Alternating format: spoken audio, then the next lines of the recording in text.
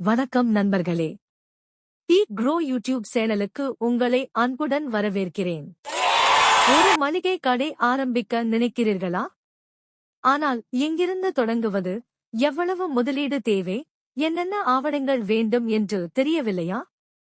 இந்த வீடியோவில் ஒரு grocery ஐ வெற்றிகரமாக தொடங்க தேவையான 8 முக்கிய விஷயங்களை பார்க்கலாம். 1. முதலில் சரியான இடத்தை தேர்வு செய்யுங்கள்.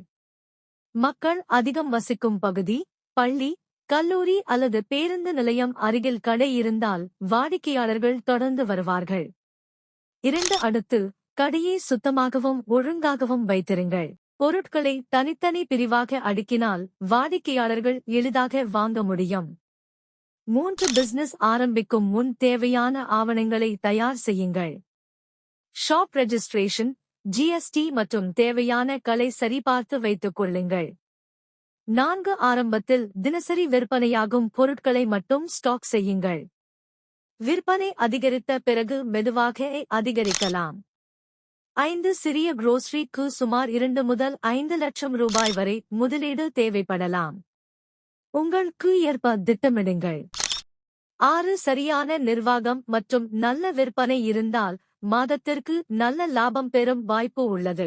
7. உங்கள் கடையை அதிகமான மக்களுக்கு தெரியப்படுத்த WhatsApp, Google Maps, home delivery மற்றும் ஃபெஸ்டிவல் ஆஃபர்ஸ் போன்ற மார்க்கெட்டிங் முறைகளை பயன்படுத்துங்கள். 8. கடைசியாக வாடிக்கையாளர்களிடம் மரியாதையாக நடந்து கொள்ளுங்கள்.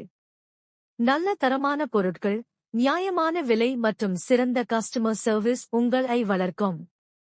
இந்த 8 விஷயங்களையும் சரியாக பின்பற்றினால் உங்கள் grocery ஸ்டோர் வெற்றிகரமாக வளர வாய்ப்பு அதிகம். இந்த வீடியோ பயனுள்ளதாக இருந்தால் லைக் செய்யுங்கள், ஷேர் செய்யுங்கள். மேலும் இது போன்ற பிசினஸ் ஐடியாஸ் மற்றும் growth-க்கு பீக் க்ரோ யூடியூப் சேனலை சப்ஸ்கிரைப் செய்து பெல் ஐ அழுத்த மறக்காதீர்கள். நன்றி. மீண்டும் அடுத்த வீடியோவில் சந்திப்போம்.